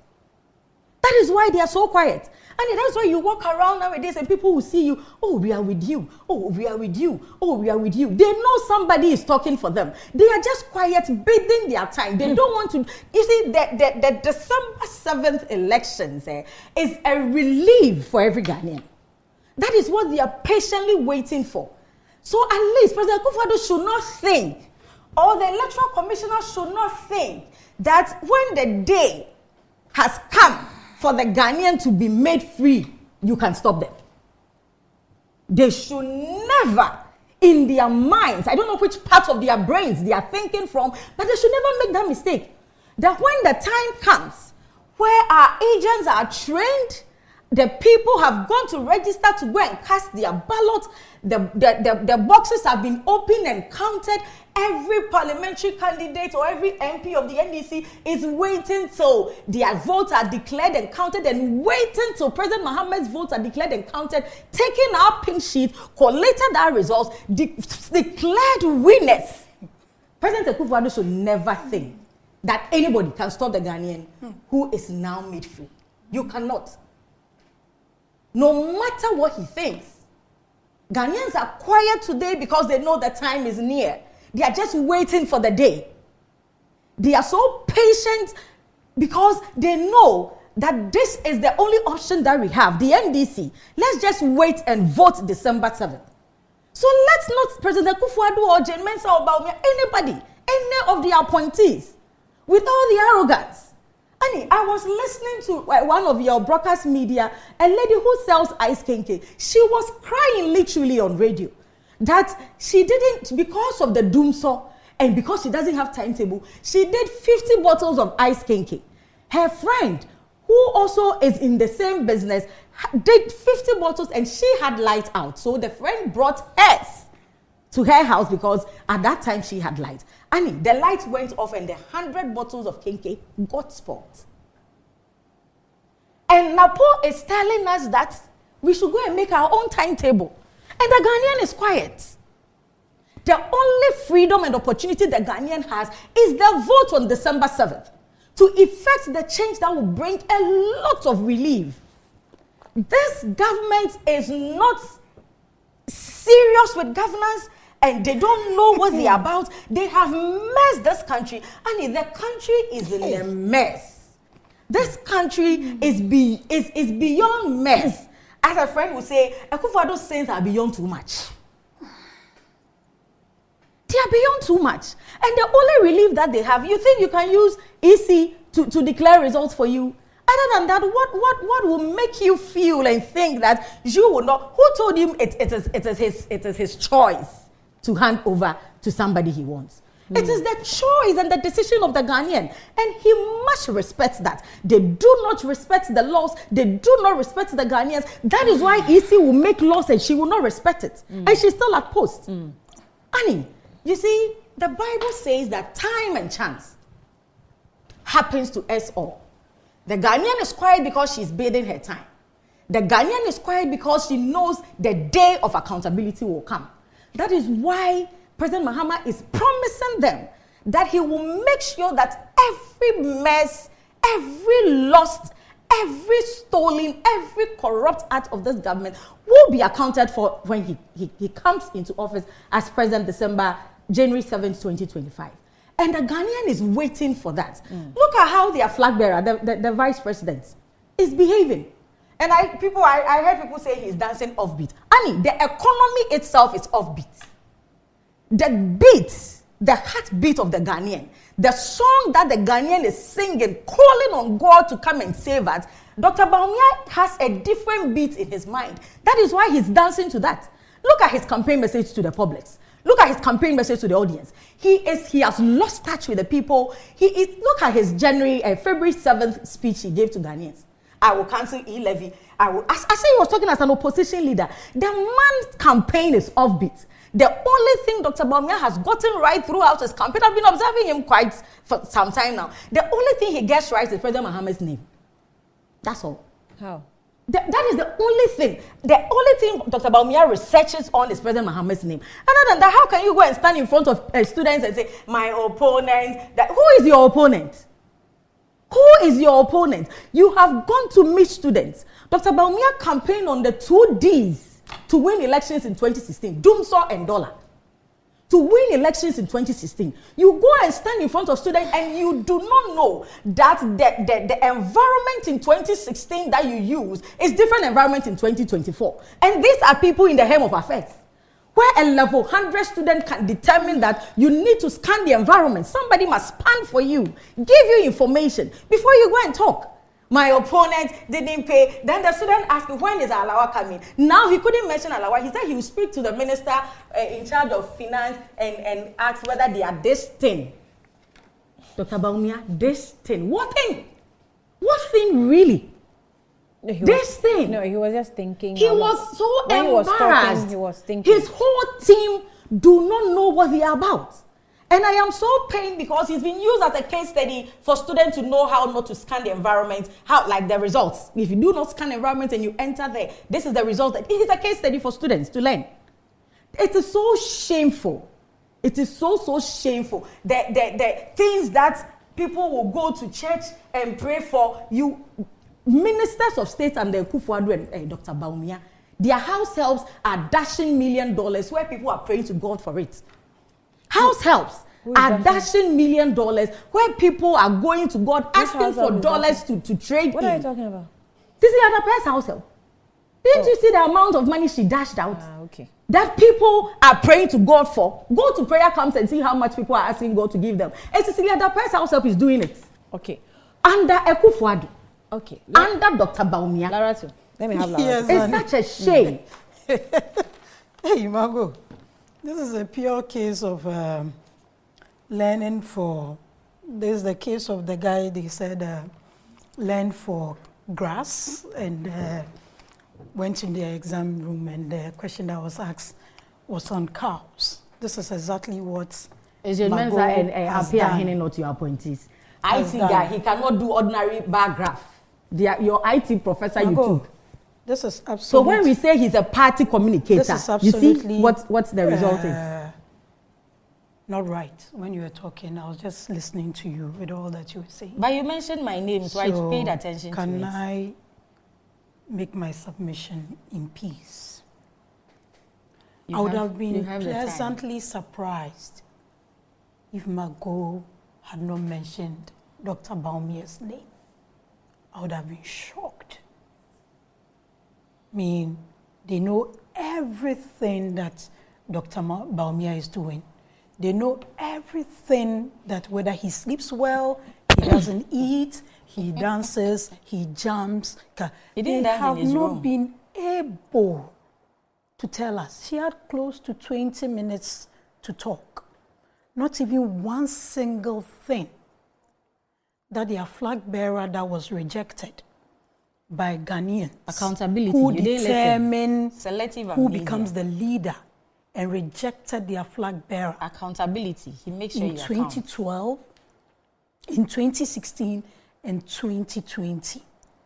They can't even tell us one single thing he's coming to do differently. It's all about Dr. Baumia. It's all about Dr. Baumia. It's all about Dr. Baumia. At a point, I lost count of the number of times she was mentioning Dr. Baumia's name. That should tell us that the man is doing something right. We will not deny that the states that we find ourselves in, the states that we find our economy in, is not the best. But I keep saying, when a problem is created, it's not in ignorance that it can be solved. EC is the referee for anyone, the two main political parties, the NDC, the MPP, and any other, the other political parties, PNC, CPP, and all that, and any other qualified Ghanaian who decides to be on the ballot. Is the EC that is going to conduct the process. Our compatriots in the NDC have this appetite of attacking state institutions when they are not in power. And I always say, it's what you do that makes you say the things you do. And I was waiting for the answer to the question you asked Margot on Madame Charlotte Osei. All the things that they are accusing Madame Jim Mensah of, is that what their appointee was doing? Maybe they can educate us better. That is why they are afraid of their shadows. Probably. That's the only thing that makes sense to me when it comes to the way the NDC is hounding the EC. I maintained here last week the mistakes that the EC is making are not mistakes that the EC should be making. And those are mistakes that we all need to draw their attention to. And if you read their current updates on their social media handles, they've admitted to that and gone further to say that they've met the team in charge of the infographics. So may this be the last one, because these are not mistakes. The EC, especially when you have an insecure opposition that will not go and campaign and will sit, and all they want to do is hound the EC when the EC cannot win an election for anyone. We've been to court in 2012. We've been to the courts in 2020. One thing that stands clear when it comes to winning elections is your strategy and what happens at the polling station. And that is what wins election, apart from the fact that you move around. And talking about Dr. Bawumia, he's currently in the Upper West region, meeting clergy, meeting imams, meeting chiefs, meeting the youth, touching base with them. If putting out scripts or planting people was what the NDC did to come out with their People's Manifesto, that is not what we are doing. Dr. Bawumia wants to understand the reality of the people currently and also talk to them about the policies he wants to come and add on.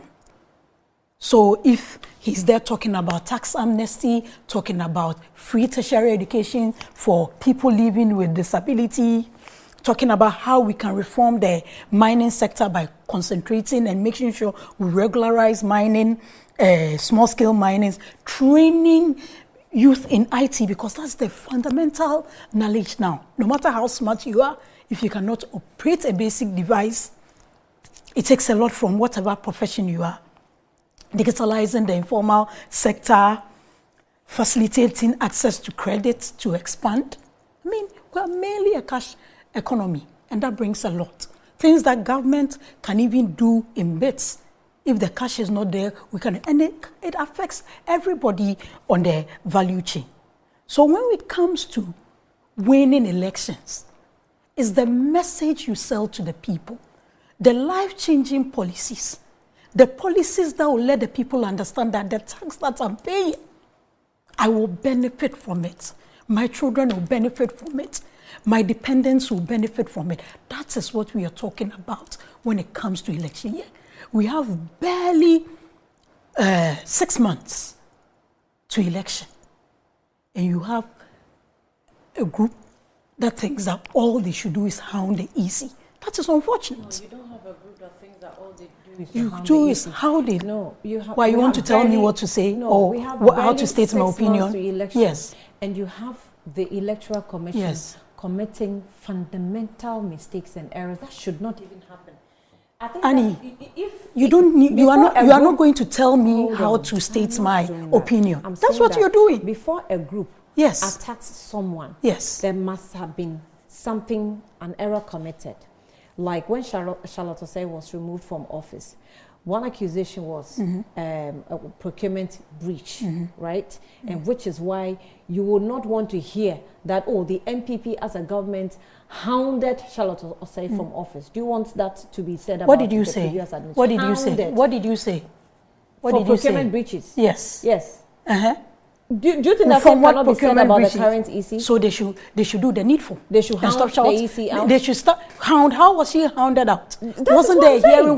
Wasn't there a petition? Didn't it go to the Chief Justice? Why I was repeating wasn't the process gone through before the recommendation was made for her to be removed? Wasn't that what was done?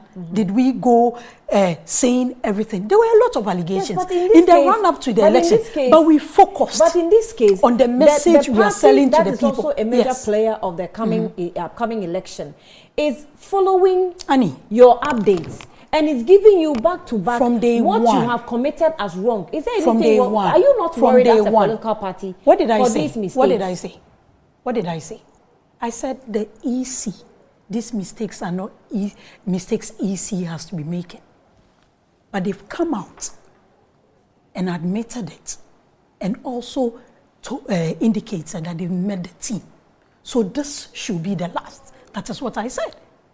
Does that show that I'm not worried about it? Today, if you do something that I'm not happy about on this set, should I go and put it on my social media handles or discuss it with you? Comparing EC to IPAC. What is IPAC there for?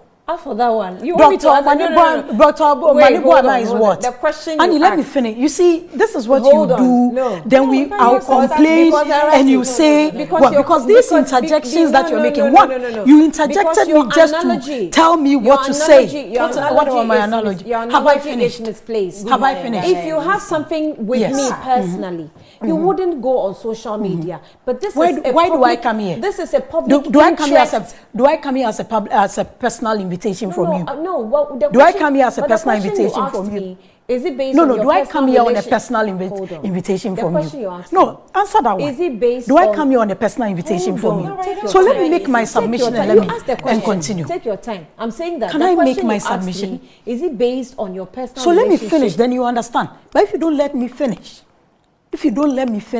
you understand. Because if you stop me midway, how do I make my point for you to understand and ask me the right question? Ask questions that are misplaced. Because how is it misplaced? If I come here as an MPP rep, and I have an issue with you, you do something I'm not happy, I'm deployed by a team.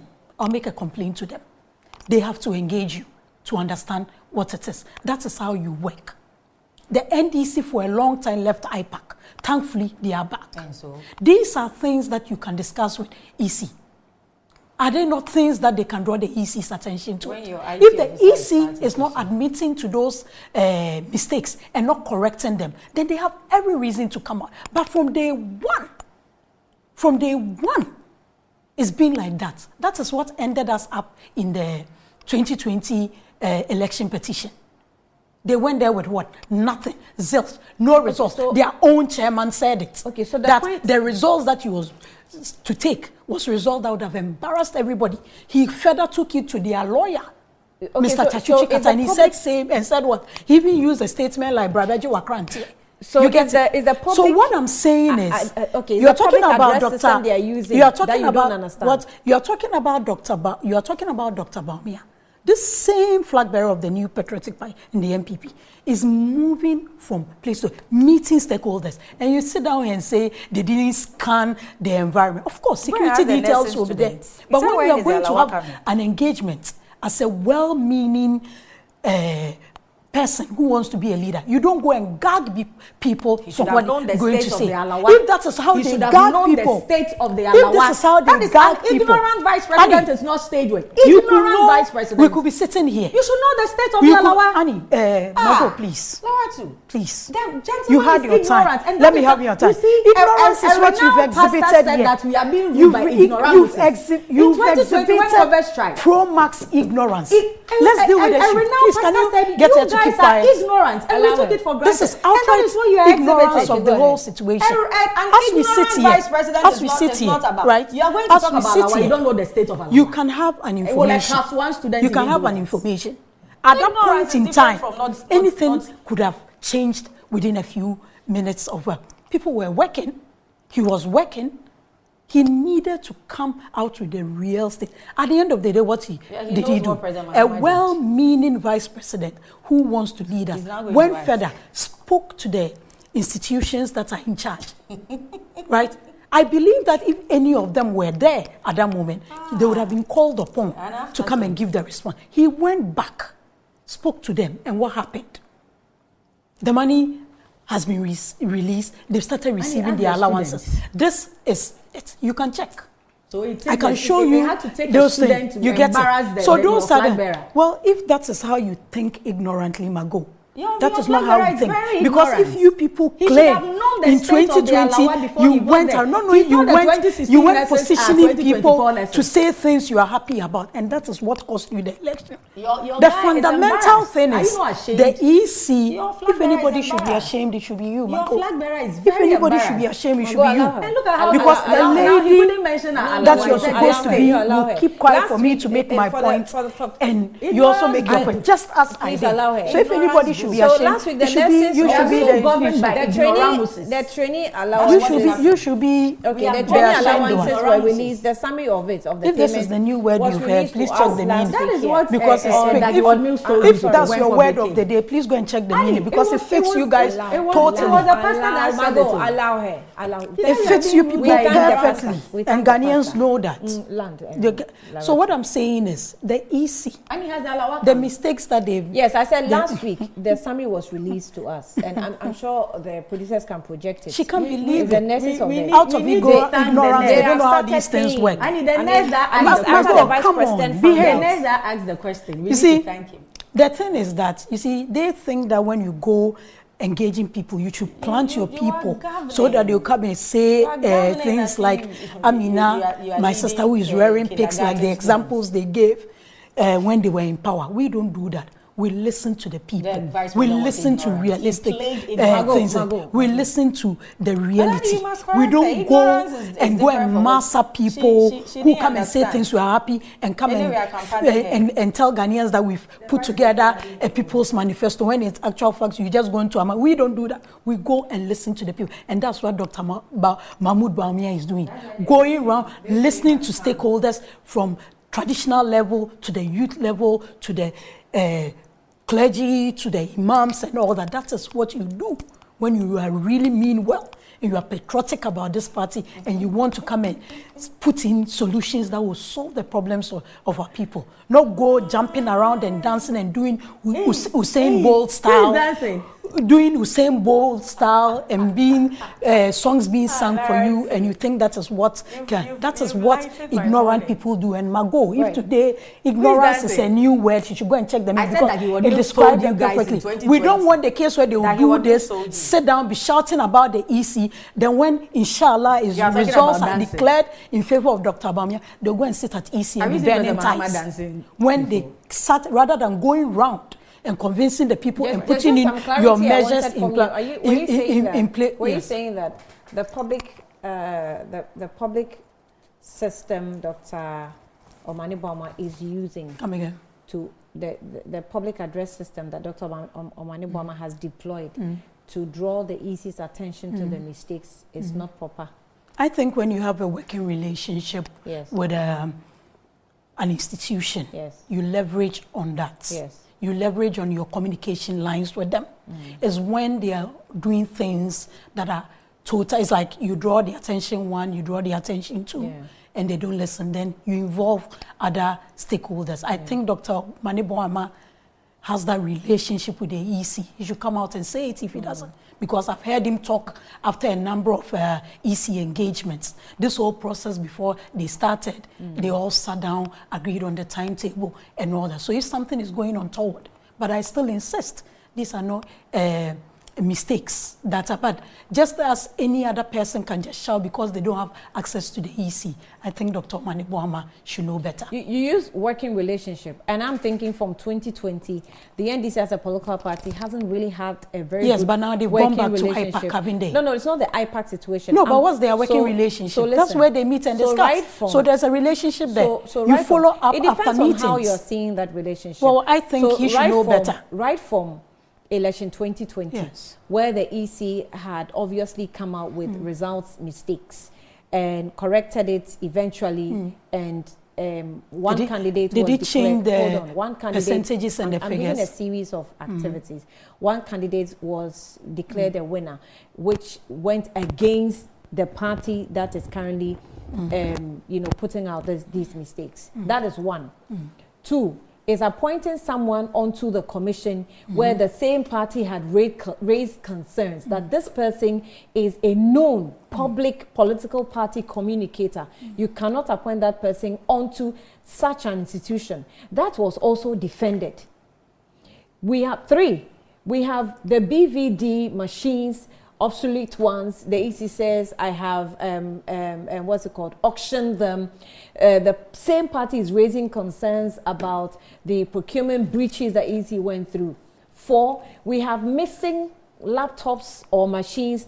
It was not made public until this same political party, its minority, raised concerns in Parliament before the EC came out to speak about it.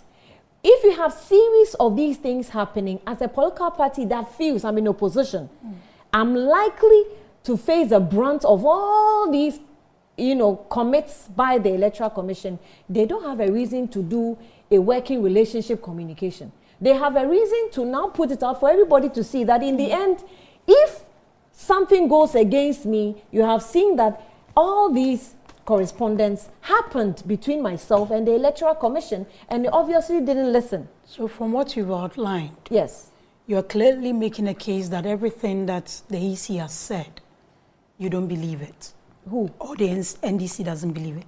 All the things that you have said, so you're assuming because of the litany of those issues, there are trust issues between the NDC. You can say that if you do a logical reasoning. No, that's what I'm saying. You can say that. That's what I'm saying. But at every point in time, the explanation that has been given, we don't buy it.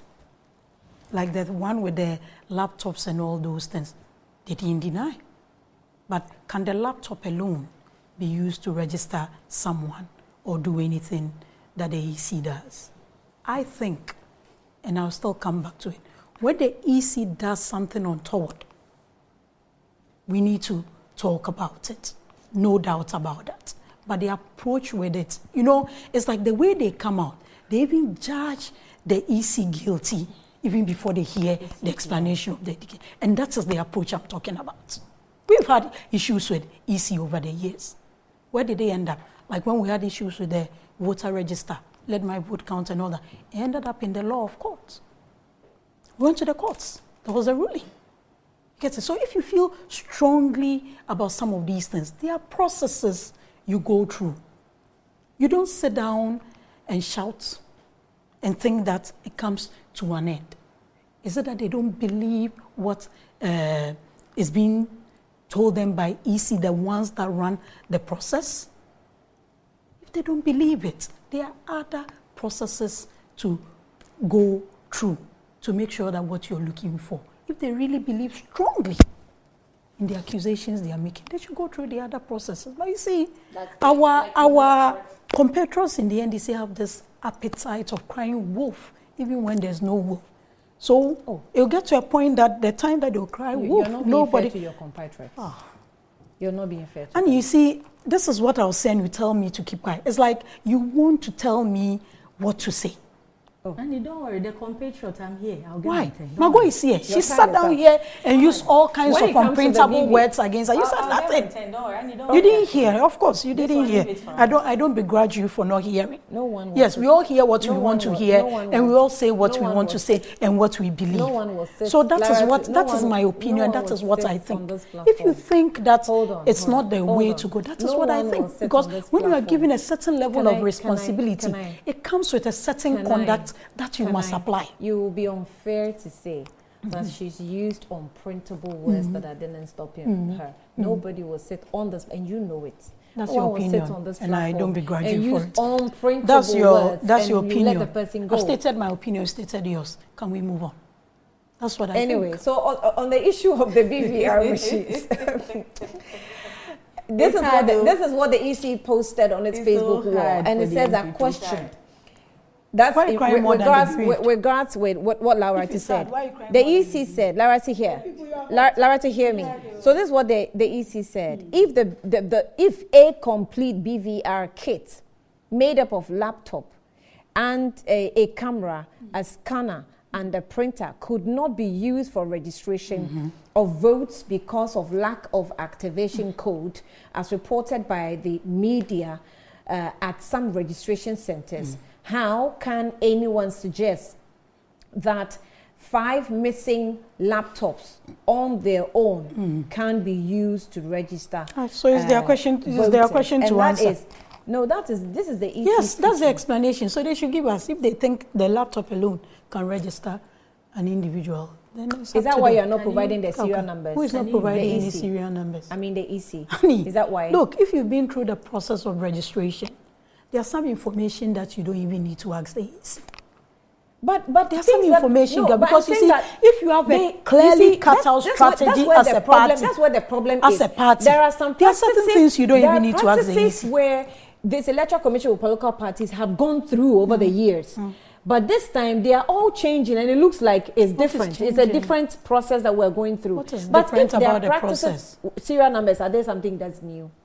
So why are they making them? If they are not new, why are they making them? That's making a big deal out of look, it. The if you've been through this process, I've been an agent coordinator before and all that. And you didn't receive serial numbers? Even as a party, when you strategize well, the information you pick, not illegally though, the information you pick that you don't even need to ask the EC. If you are really bent on working hard to achieve what your purpose is. Give me just this few minutes to do this before we wrap up. Since the news actually broke on this platform, I cannot go without mentioning it. Yesterday, SNIT officials actually got in touch with the Good Morning Ghana team, making sure that we had we received their statement. Maybe for those of you who missed it, I'm sure we have the video of Ablakwa when he was making the revelations that he uncovered, and having gone to Shraj to plead with Shraj. If we have the video, can we have just about a minute of it, just to remind viewers of what happened last week on the platform? This morning, that at exactly 8 a.m., the Commission on Human Rights and Administrative Justice has been this morning petitioned. The petition borders on matters relating to the sale of hotels under SNIT's investment portfolio to a sitting Minister of State, the Honorable Brian Achampong.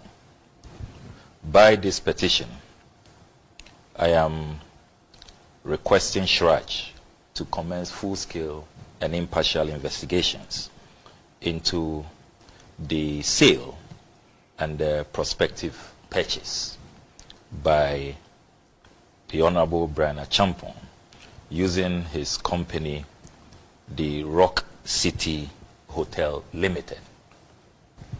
Now, by way of background, on the 7th of February 2022, SNIT strangely put out.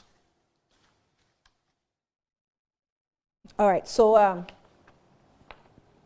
we cannot play it all because we don't have a lot of time, but that was a revelation given to us by the Honorable Member of Parliament for North Tongue Constituency, Kujeto Ablakwa, about some sale of some 6 hotels by the Rock City Limited. And SNIT is the organization that is behind the sale. He's raised issues of conflict of interest, he's raised issues of corruption, he's raised issues of, I think some 4 points that he thinks that Shraj should look into. So this morning, SNIT responds to Honorable Samuel Okujeto Ablakwa's comments on sale of hotels. The attention of management of Social Security and National Insurance Trust, SNIT, has been drawn to the discussion of Metro TV Good Morning Ghana program on Friday, 17th of May 2024. The discussion partly covered SNIT's strategic decision to divest 60% of its stake in the 6 hotels in its investment portfolio. The management of SNIT wishes to comment as follows. 1. Trusts The trust is seeking to partner a strategic investor to raise capital to invest in the hotels and also assist in their management. 2, the primary objective of finding strategic investor to increase efficiency, profitability, shareholder value, and the long-term sustainability of SNIT pension scheme.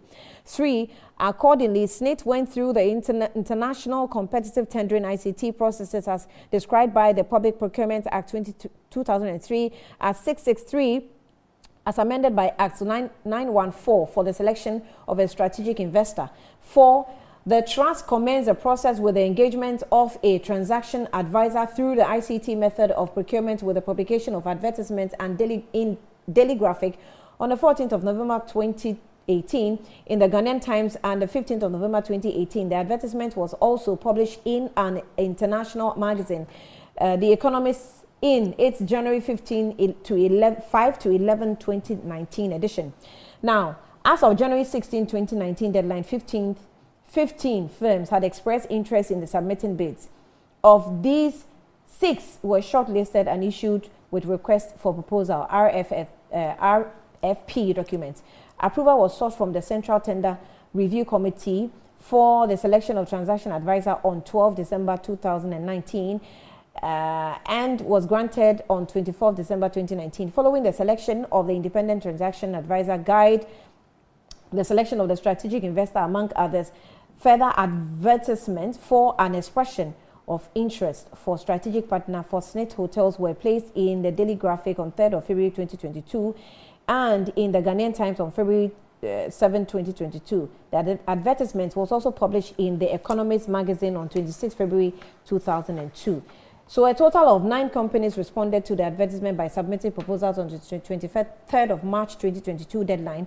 6 out of 9 were shortlisted and issued with a request of proposal. And then the qualifying firms were invited for opening of their financial proposals. Based on the criteria set out by the RFP, Rock City Hotel submitted the best and strongest technical and financial proposal amongst those received. Consequently, it is in negotiation with SNIT. It is in negotiating with SNIT to buy 60% stake in each of the 4 hotels: Labadi Beach, La Palm Resort, La Palm Royal Beach Resort, Ridge Royal Hotel, and Elmina Beach Hotel. Bids for Buzia Beach Resort and Trust Lodge were considered to be unsuccessful, so they are no longer part of the hotels covered by this process. So remember, he mentioned 6. Now they reduced to 4 because Rock City, showed strongly to invest in this 4. The process of getting strategic investor in its final stages and therefore not yet concluded. It was mentioned on Metro TV discussion that the Commission of Human Rights and Administrative Justice Shraj had been petitioned to conduct full-scale investigation into the sale of SNIT hotels.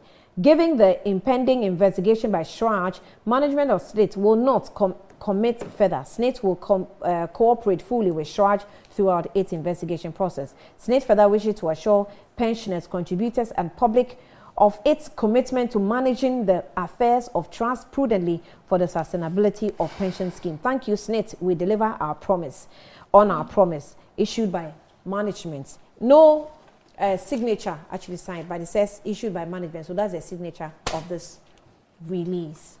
Margot, 2 minutes. You see, every state institution and now who is in charge, Dr. Baumi, of this country, is on its knees.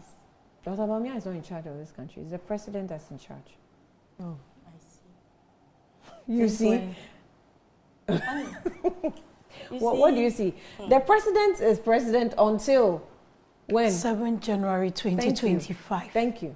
Margot, you should know that as someone who is calling other people ignorant. You are indeed ignorant, your party. You see, Annie, I won't even fault my sister Lara too, because what I even said about scanning the environment, she doesn't understand. But the expert prescribers in Baumia's campaign team, they appreciate where I'm coming from. They will help him.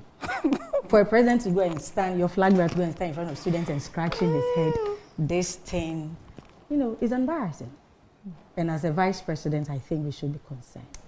Annie, I heard our honorable member of parliament, Mr. Samuel Kudeto Ablakwa, on Friday. I heard the revelations he came out with. And it has also been whether they were other grapevine or because it's been those information has been going around till he finally brought it out in details and took it up to petitions judge to look into it. SNIT is for the states. Monies of pensioners and stuff that needs to be managed, invest and make profits to help their clients or whatever. And this is a state institution. So I think they need to know better because already pensioners are suffering. And if there is anything going on, it should be in the known. It should be in the known. I know Honorable Ablakwa will follow this to the letter. And definitely whatever charge will come up with and what it will come out. SNIT issuing a release and what, these are formalities. These are PR they are doing. But the fact is that what is actually on the ground? Are their monies being managed well? Are their assets being managed well? Is it in the interest of the country or is for someone's personal aggrandizement? That is what we are looking at. Well, what makes it unique, maybe, to me, is today where pensioners are. Where, you know, because of DDP, we find pensioners on the streets begging for money and all that. So have they been engaged, the shareholders and all that? Because I heard Honorable Ablakwa saying that some of the shareholders didn't even agree. You understand? But I don't also expect SNIT to come and tell us that what Honorable is saying is true. I mean, I don't expect that. They will try and I think by this statement they've confirmed. You know, they won't straight away. By this statement, they've confirmed that there is at least some negotiations going on. Right. So they are now going to feed us on. Yes. But what should have been the process? And you understand? What should have been the process? Must it take Honorable Ablakwa to bring this out before you educate or inform your public? Is that what it's supposed to be? Is that the practice? How well are they engaging? And the transparency, if there are no shady deals, if there are nothing wrong with the transaction, it should be transparent. Right. You understand? So the ambiguity, the opaqueness, and all that, it makes it so alarming, and people will begin to look for information. Where if you had brought it out, if SNIT has done this without Honorable Ablakwa, I think the story would have been different. Right. And here, I think what Honorable Ablakwa was interested in is about a conflict of interest. Yes. What does the law say? Whether, you know, who is in charge, who is involved and all that. You know, Annie, there's too many things about this government. I think it's too much. And they need to minimize it. You can't have everything. You know, this country is for over 30.8 million Ghanaians. Few people, like 2.5 people, you can't have everything. They should understand it. And let the citizens feel comfortable in dealing with state institutions and feel that their assets and money, they are secured at least. Laratu. Annie, you know my stance when it comes to Honorable you don't have a stand. Ablakwa and his exposés. At least this time around, he's been responsible enough to defer to a state institution. Can you I still think that. Can you imagine? You're being unfair. Honey, what is this? You are being unfair. You are being unfair. I can state my opinion. So which time round was he not be unfair? At what point Which was time Can round? I make my statement? Stop this. What is Which all time this? round? You are being unfair. I state You my wish opinion. to have If you don't people agree like with Ablakwa my in your opinion, party. You wish to have them. Tell me about what is this? Am I here to make you wish to have happy? people like Ablakwa Am I in here your to party? say things that may excite Laratu, you? You are not It going is to the use irresponsibility of your government that What is has emotional what? Let me calm me finish. in. I'm saying that you're that's not going to amazing. use that. I'm not going to allow Okay, you. I'm When listening you to say you. that this time he's been responsible enough, that is more like an insult. Okay. When has he been irresponsible? Annie, can you let me finish my point? No. Withdraw the statement first. Withdraw what? That he's irresponsible. That's what I think. Withdraw it. I should withdraw it how? At what point has he been irresponsible? So let me finish my point, then No. you can come in. What At what point has he been irresponsible? Can I finish my point? I cannot sit where, here where is the to insult watch here? you call an MP irresponsible when I don't know what he has done that shows that he is So irresponsible. if you let me finish my point, so I don't know what then he we has can done go. that So is can I continue irresponsible. to make my point? My I'm not here goodness. to say things that Go ahead. excite you. I'm here to state my opinion, the position of my party and all those stuff. I'm not here to get We excited. are here. Hold on. Listen. No, Lara, When we please, started please, it- please, oh, please, come on. please, please, please, please, do not This is insult my becoming too intelligence. much. Lara, This is I am becoming not too much, here Annie. to be excited. Annie, I am take it here to easy. be responsible. You are out of character. So Take please, it so you think don't tell me that you are not here to tell me. someone saying this Lara, country is no, being Lara, run by ignorant address people me. is- the pastor Address said me. not an insult. Address me. That's It's okay. okay. Don't tell me that I am here. You are not here Annie, to make me Annie, excited. let me or finish say my things that will point. If excite you me. think what I'm saying is an please, insult, let's be very. Please, Lara, I will, but Lara, let me finish my point. Lara, I'm not going to withdraw Lara, anything until you please, let me finish my be cautious statement. by the words you're If you don't using want me on to say anything, I am tell me saying you don't that want be to say cautious anything. your words But I'm you're not using on retracting me. anything until you let me finish my Go point. ahead. I'm not going to So stop let me you, but continue I am making my saying that point. don't But you are not tell going me to that sit you're here and tell telling me me things that will retract make me something that I excited. haven't even completed. Why will you even be I won't. so offensive? So if you think you don't want Go me ahead, to talk, make your point. then what Make I'm your saying point. is, at least this time around, he has been responsible enough to defer to a state institution. What was he doing initially? He goes and pastes everything, expose on his Facebook walls and everything. That was what he was doing. We've had this conversation here before. So if when I say Akufo-Addo was at least tweeting this time, and Bawumia were tweeting, at least what this were they time, doing? They were not responsible. Mago, can I when talk? President Akufo-Addo, Mago, can I? your You sat candidates, here they and were all called us tweeting. ignorant and everything. I said that he was And he Mills didn't saying, hear. Allow her. Allow And he her. didn't- you sat here and said this country is run by ignoramuses. You didn't hear that Oh, one. you don't have that audio. You didn't the hear that video. one? I'll give it to you. Please allow her. So let me finish. What I'm saying is, at least this time around, as a member of parliament, he's been responsible enough and he's based and he's in the context to defer you to a wish state to have his kind institution. in your party. We've sat It's here, unfortunate you don't have. we've had discussions You don't on his have. approach to doing, and I've stated my point. I don't think a member of parliament should be doing this popularity So contest. when your candidate, you remember No. Akufo-Addo Oh was my tweeting- God! What is I mean, this? I'm surprised. Margot, though. please, let's hear her. I beg you. I beg I'm you. surprised. When you say those Margot, I things beg that you, you're I beg saying, you, please. I didn't agree Your with you. candidate Margot, was tweeting. Margot, I found Margot, them wrong, but Margot, I kept quiet and I you are listened to you. out Please of listen order. to me. You are simply Listen to out me. of character. No, you are out Listen of to order. me. Out of I am the character. one to tell her that, not you. Please, I beg you. So if this time around he is gone to the right state institution, but this attitude of making it seem as if Honorable Brian Echampon just got up and said, Snit, sell 6 of your hotels to me. Now Snit says it's not 6, it's 4. They've been looking for a strategic guy, and anybody that No, it's 6, except that no, he said 6, Rock but City is investing in 4. no, what they've I'm come saying, up but strong he said to we're have- selling 6 hotels to Honorable Brian Echampon.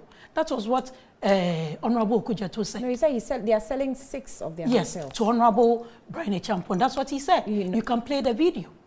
Go ahead. Go Right. ahead. So now Smith says it's 4. That's already disconnection. 2, is anybody I have spoken to outside this thing who knew about it Yeah. will tell you that it's been quite a transparent and open process. And it's gone on for a long time, quite competitive. But like Smith said, they have stated what the issues are. They've gone through all the PPA requirements and all that. They are virtually coming to an end. Probably he thought, oh, they're not going to go through.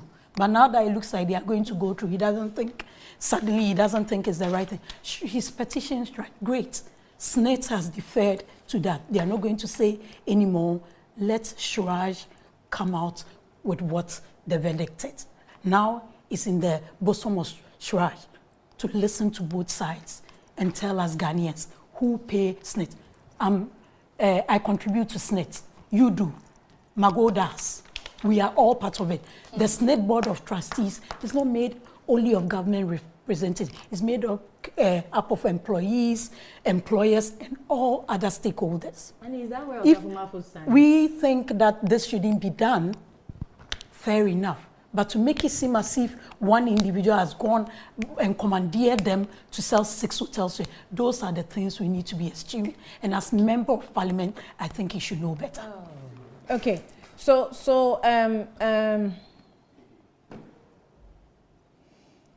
yeah. Annie, what the NPP and the EC is doing should be checked properly to avoid any calamity to this country. The EC should learn from Senegal EC, Haruna Ashaiman, from Ashaiman. Alan says that, okay, so there was a post, I actually saw it, but I couldn't ascertain how factual that was, on the wall of Royal, is it Royal Continental Hotel? No, Akosombo Continental Hotel. And they had written, we are now Rock City Hotel, Akosombo. I'm not sure it's one of the hotels though, and I couldn't also ascertain, but that is what has been sent to me, that they posted it themselves. This is what Alan is saying, that they posted it themselves. So yes, I actually went on that Royal Akosombo Continental Hotel. I went on their page and I saw it, so I screenshot it. But I still was not sure, is it maybe a fake page? No, a fake page, or I don't know. So I'm yet to ascertain that. But since the IT people have sent it to me, I want to believe that it's you don't put things out hotel. When you haven't ascertained. But no, I'm saying I've mentioned someone who has sent it to me, and it's actually gone viral. That post has gone viral. We know a lot of things go viral these days. This one says that this one says that Pualugu Snit to Brian Echampon EC Garrett Project Chop Chop etc. etc. Ghanaians, the fight of 2024 general election must not be left for the NDC alone. In fact, it is really a fight for all Ghanaians. No matter your political affiliation, come together, stand united, and kick out the NPP. You say, this is from Papa Bisu, Accra. So this also says that Dr. Omani, okay, I've heard doctors. Prosper says, Annie, I'm not happy with Mago at all. Ghana is suffering power, and we need to hear what the solutions are from the communicators. From the communicators of government in power. We have a strenuous situation currently in the country, and we need to be listening to some. You mentioned that, I don't know if I have the right to say that on air, but it looks like you are his sweetheart. Can you imagine? So that makes you sad because someone likes Ghana is suffering. You are sweethearting. Anyway, it's been determined on this platform that you don't like me. So if someone likes me, it's difficult for you to say. Not suffering. She says it makes me sad. She said I'm sad because Prosper likes her. Annie, please let Larata know that the number of petitions that have been sent to the President Kufuor is seeking a removal of G-Mensa. Why didn't he push? Why didn't he push to those positions as he expeditiously did to the case of Charlotte Osei? The current electoral commission and the current electoral commission and electoral commissioners are aligned with the NPP. You say, well, vice versa. Okay, that's an allegation. Carlos, from Odododio, that's a wild allegation. But this says that why do the presidential convoys move at such terrifying speed? Even their sight makes one confused, especially when driving. I believe if they plan the assignments and time well, they could move at slower speed. When they are campaigning, they sit with us and sometimes eat with us. But when they become presidents and ministers, they are running away from us. Why? You didn't add your name to that. You didn't add your name to it. Yeah, I agree with you, because with the kind of roads we are, let me just wrap up. Nana Mwesi, the 7th. Today is your 51st birthday, and this is coming from Beatrice Anand to you, and she says thank you for everything. Happy birthday to you, Energy Guru. That's what she says. Today too is the birthday of my colleague Shamima Muslim. Shamima Muslim, who also was once, yes, a host of this show. Today is her birthday. Enjoy it and have a blast. I'm sure we'll speak during the day. Let me also add that today is the 41st birthday of Atiku, Ibrahim Atiku. Ibrahim Atiku is a regular viewer of this show. This is actually coming from Dr. Randiabi. Today is your birthday. So Ibrahim Atiku, who is in Europe, a scout, that's a player scout in Europe. Today is your birthday. Happy birthday to you as well. Trados is saying that, good morning, Annie. So our beloved country, Ghana, grapples with challenges of poverty, inequality, and infrastructure development. Ghana's infrastructure depends on John Dramani Mahama, you see. The 24-hour economy will fix a broken economy, will create more jobs with a proven track record of driving progress and innovation. Mahama's leadership. All right. I think I'll end here. This is what time will allow me. So let me pull the brakes. Thanks, my guests, the ones I like and the ones I don't like. We'll be back tomorrow. We'll be back.